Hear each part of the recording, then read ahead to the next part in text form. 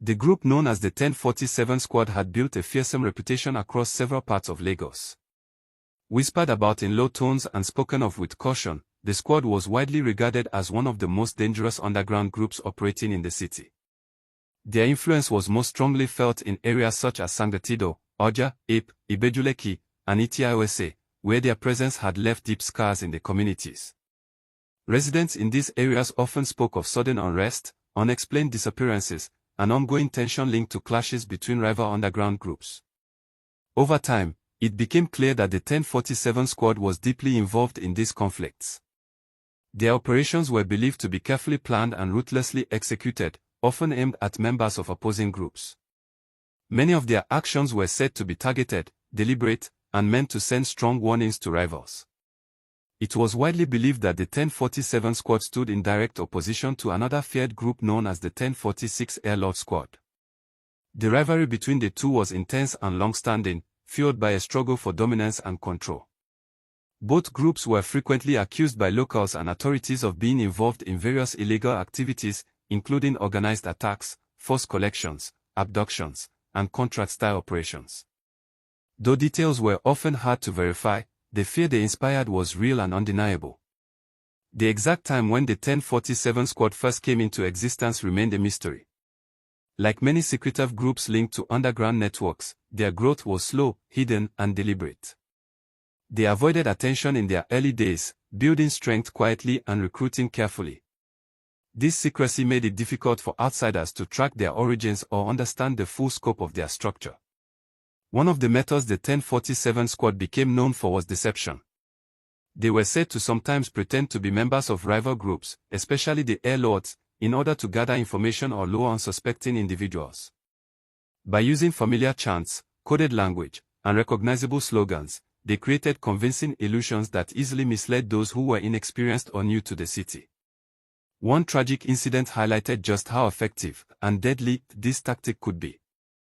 On that day, members of the 1047 Squad reportedly disguised themselves as Airlord affiliates. They openly shouted slogans and used street language commonly associated with the Airlords, making their acts seem genuine. Anyone passing by would have assumed they were exactly who they claimed to be.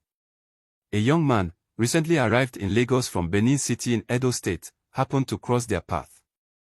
He was new to the city and unfamiliar with the dangerous games played between rival groups. Having little knowledge of the deceptive methods used on the streets, he believed he had stumbled upon people he could trust. Seeing the familiar chants and hearing the slogans he recognized, he felt a sense of relief. To him, they appeared to be brothers, people who shared the same identity and could offer help or protection in a strange and overwhelming city.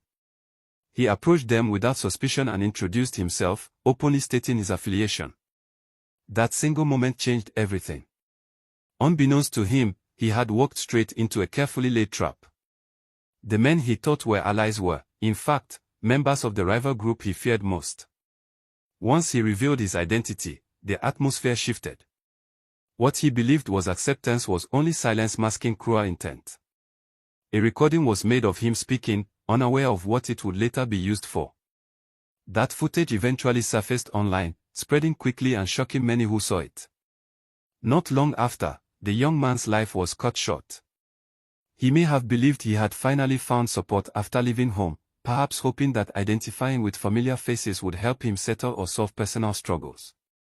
Lagos, however, offered no mercy that day. Trusting the wrong people proved to be a fatal mistake. In the end, the tragedy served as a grim reminder of how dangerous misplaced trust can be in a city where appearances are often misleading. The young man thought he was surrounded by brothers, but in reality, he was encircled by enemies. And in a world ruled by rivalry and deception, that misunderstanding cost him everything. One of the most frequently used and most dangerous methods associated with the 1047 Squad was their ability to hide in plain sight. Rather than confronting rivals openly, they often chose deception. Members of the group were known to disguise themselves as affiliates of rival confraternities, blending in seamlessly and earning trust before revealing their true intentions. This tactic, though subtle, had proven to be highly effective and deeply troubling. This method was reportedly used in several tragic incidents, including the case involving Ehis, an Airlord member who had traveled from Edo State to Lagos. Unaware of the dangers that lurked behind familiar chants and slogans, he fell victim to people he believed were allies. His story was not unique. Many others, whose names never reached public attention, were said to have met similar fates through the same deceptive strategy. Ironically, this tactic was not exclusive to the 1047 squad. The Airlord 1046 squad was also believed to employ similar methods. In one reported case, this approach was used against a Black Axe affiliate known as Stanley, who had relocated to Lagos from Ebonyi State. Like many before him, Stanley was unfamiliar with the dangerous tricks used on the streets of Lagos. Trusting appearances and familiar signals, he reportedly walked into a situation he never fully understood until it was too late. Over time, a disturbing pattern became clear. Those most vulnerable to this form of deception were often newcomers to Lagos, young men who had recently relocated from other states. Lacking proper knowledge of the city's underground rivalries and hidden dangers, they often sought comfort in familiarity. In their attempt to connect with people they believed were brothers, they unknowingly exposed themselves to great risk. For many of them, the desire to belong, to find support, or to feel protected in an unfamiliar environment clouded their judgment. Unfortunately, the streets did not forgive such mistakes. What seemed like a simple act of association sometimes turned into a life-altering decision. These stories highlight a painful truth: deception thrives where ignorance exists, and misplaced trust can be extremely costly. Beyond the rivalries and hidden conflicts, there lies a much bigger lesson, one that affects families, communities, and society as a whole. The cycle of violence, fear, and loss continues to claim young lives that could have been used for growth, creativity, and positive impact. Tension between underground groups in Lagos often began with the smallest encounters, and one such incident started with a heated disagreement on the street. A man believed to be affiliated with the Black Axe group, and suspected by many to be connected to the 1047 squad, reportedly got into a verbal confrontation with a member of the Viking confraternity. What began as an argument quickly escalated, with harsh words exchanged and threats made in public view. The Viking member, feeling insulted or challenged, openly issued a warning toward the Black Axe affiliate. On the streets, such warnings were never taken lightly. In an environment where reputation and dominance mattered deeply, even a single threat could be interpreted as a challenge to authority. Not long after the incident, the 1047 squad reportedly took notice. Rather than acting impulsively, the group moved with calculation. They later tracked down the Viking member involved in the dispute and took control of the situation. He was questioned intensely and made to understand the seriousness of his earlier actions. The message delivered to him was firm and unmistakable: certain lines were not to be crossed. After the confrontation and a strong warning, the Viking member was eventually released. The decision surprised some observers, but insiders believed the reason was simple. The 1047 squad did not view him as a major threat.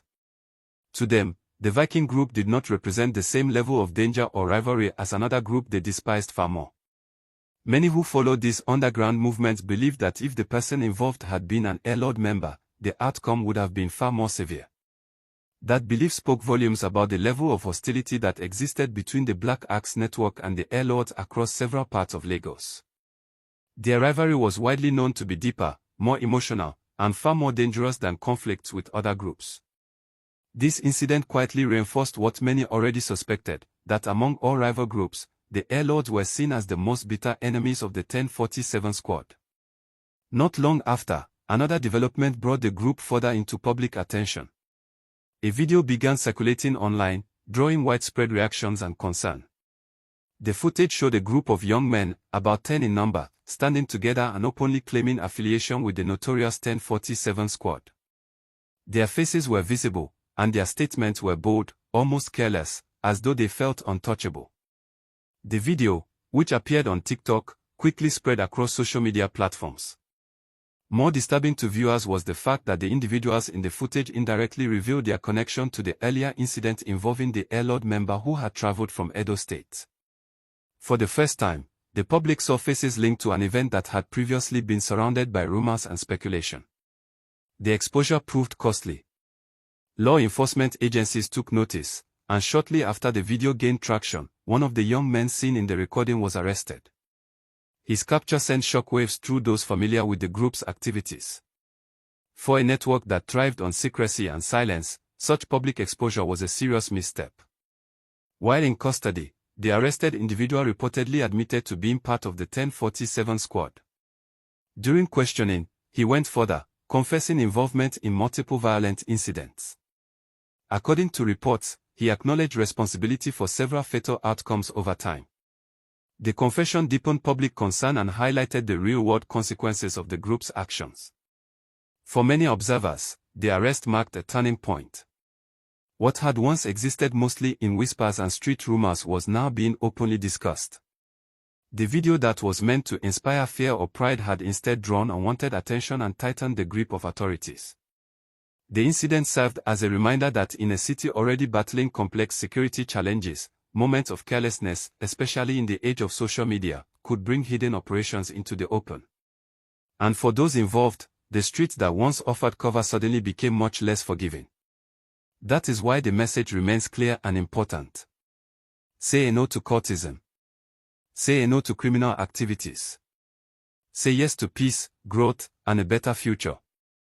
Many of these stories are not shared openly, not because they promote wrongdoing, but because of how sensitive they are and the heavy lessons they carry. They are meant to educate, warn, and encourage deep reflection, especially among young people who may be standing at a crossroads. For viewers who want a deeper understanding of these hidden realities, carefully curated content is made available through the channel's membership. These exclusive stories are shared responsibly, with context and purpose, focusing on awareness rather than glorification. Members receive special, well-narrated videos each week, stories designed to inform, caution, and inspire better choices. To become a member and access this exclusive content, viewers are encouraged to click the link in the pinned comment in the comment section. Some stories are told not to entertain, but to prevent history from repeating itself.